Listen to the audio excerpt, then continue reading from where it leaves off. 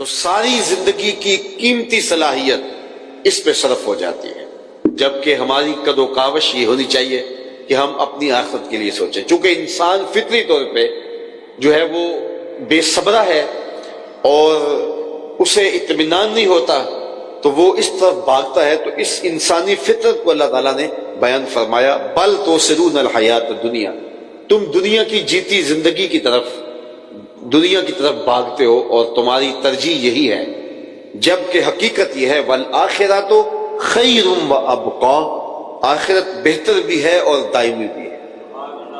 یہ کون کہہ رہا ہے؟ جو آخرت اور دنیا کو پیدا کرنے والا ہے۔ ہمارا جب پختہ اور واثق یقین ہے کہ یہ کتاب اللہ ہے، اللہ کی پاکیزہ کتاب ہے، جو کہتی ہے سچ کہتی ہے، تو ہمیں پھر ان آیات پہ زیادہ غور کرنا چاہیے اور اپنی ترجیحات آخرت کے لیے جو ہے وہ متعین کرنی چاہیے۔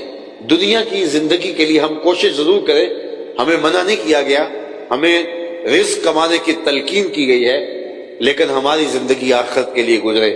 تو اللہ تعالیٰ فرماتا ہے والآخرۃ خیر وابقا، آخرت بہتر بھی ہے اور دائمی بھی ہے۔ بہتر کہ ساری دنیا ایک پلڑے میں رکھ دی جائے، اور امام راضی فرماتے ہیں کہ آخرت کی ٹھیکریاں بھی ایک پلڑے میں رکھ دی جائیں تو وہ ٹھیکریاں زیادہ وزنی اور قیمتی ہیں، اس لیے کہ وہ دائمی ہیں، عارضی نہیں ہیں۔ اور دنیا کی ساری دولتیں بھی ہوں تو وہ عارضی ہیں، مستقل نہیں۔ دوسری بات وابقا، دنیا ہے ہی عارضی، بڑا جی لیں گے تو 100 سال جی لیں گے، اس سے بڑا عرصہ تو نہیں جی سکتے۔ چلو ہو سکتا ہے کوئی 120 سال تک چلا جائے، اور جو اتنی زندگی پا جائے 120 سال تک چلا جائے تو اس کا تو انٹرویو کرنے آ جاتے ہیں کہ آپ کی صحت کا راز کیا ہے۔ تو 100 سال 120 سال یہ بڑی زندگی ہے، یہ بڑی کسی کو مل گئی۔ اس میں بچپن کی غفلت کے ایام بھی نکالیں، جو سو کے وقت گزارا وہ بھی نکال دیں، اور بڑھاپے کے دھکے بھی نکال دیں۔ چلو آپ سمجھ لیں کہ ساری زندگی خوشحالی تخت پہ بیٹھے گزری ہے، تو 120 سال زندگی ہے، اور حشر کا صرف ایک دن 5000 سال کا نہیں، 500 سال کا نہیں، 50,000 سال کا، 50,000 سال کا ایک دن ہے۔ اور یہ ساری زندگی 100 سال کی، 70 سال کی، 80 سال کی، 120 سال کی لگا لیں، اور وہ صرف ایک دن 50,000 سال کا صرف ایک دن، اور اس کے بعد موت کو موت آ گئی، اور پھر نہ ختم ہونے والی زندگی۔ تو ذرا آخرت کو ایک پلڑے میں رکھا جائے اور ایک پلڑے میں دنیا کی زندگی کو رکھا جائے تو کوئی اس کی حیثیت نہیں بنتی۔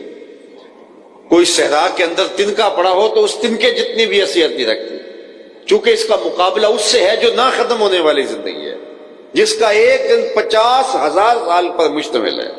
صرف اس ایک دن کے مقابلے میں ساری زندگی کو رکھا جائے تو اس کی حیثیت کوئی نہیں بنتی۔ تو پھر اصل زندگی تو وہ آخرت کی زندگی ہے جو نہ ختم ہونے والی ہے۔ تو چند لمحوں کی جو زندگی ہے، چند ساعتوں کی جو زندگی ہے، اس کے لیے ہم 24 گھنٹوں میں 18 گھنٹے محنت کرتے ہیں، اور وہ جو زندگی ختم ہی نہیں ہونے والی، جو ابدی ہے، سرمدی ہے، جس کا نقطہ انجام کوئی نہیں، اس کے لیے ہماری کوشش، ہماری جد و جہد، ہماری تگ و تاز، اور اس کے لیے ہماری کمائی کیا ہے۔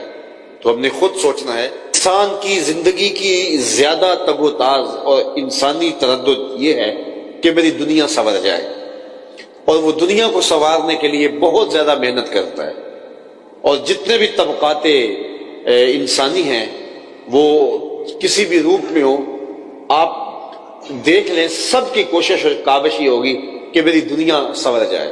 سویر سے لے کر شام تک اگر 24 گھنٹے ہیں تو اس میں 18 گھنٹے تک لوگ کام کرتے ہیں، اور ان کی زیادہ کوشش اور جد و جہد یہ ہوتی ہے کہ مجھے مالی آسودگی ہو جائے، مجھے اچھا گھر مل جائے، میری اولاد کے لیے کوئی ترکہ جو ہے وہ میری طرف سے جمع ہو جائے، اور میری اولاد بعد میں آسودہ ہو۔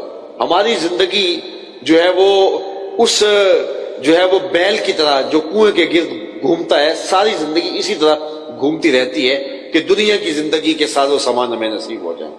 وہ لوگ کتنے خوش نصیب ہیں کہ جن کی زندگی کی خواہشات رب کی رضا کو حاصل کرنا، دین کو تقویت دینا، دین کے لیے کوشش کرنا، اور دین کے لیے جد و جہد کرنا۔ باقی دنیا کی زندگی ان کی جو ہے وہ محروم نہیں رہتی، وہ اچھی زندگی دنیا کی گزارتے ہیں۔ اس لیے ہماری ترجیح آخرت ہو، ہم دین کے لیے، اللہ کے لیے، اس کی رضا جوئی کے لیے دنیا پہ بھیجے گئے ہیں، عبادت کے لیے پیدا کیے گئے ہیں، ہم انسانی ہمدردی کے لیے پیدا کیے گئے ہیں، لیکن ہم نے اپنا وہ وظیفہ اپنے ذمے لازم کر لیا جو اللہ کا وعدہ ہے، وَمَا مِن دَابَّةٍ فِي الْأَرْضِ إِلَّا عَلَى اللَّهِ رِزْقُهَا، زمین پہ چلنے رینگنے والی کوئی چیز نہیں جس کا رزق اللہ کے ذمہ کرم پہ نہ ہو، لیکن ہم اپنی ساری کاوشیں اور ساری صلاحیتیں، ساری جد و جہد، بڑے بڑے ذہین فتین سمجھدار لوگ وہ ساری کوششیں اس پہ صرف کر دیتے ہیں کہ پیسہ کیسے کمانا ہے، دولت کیسے کمانی ہے، مال کیسے جمع کرنا ہے اور کس طرح امیر بننا ہے۔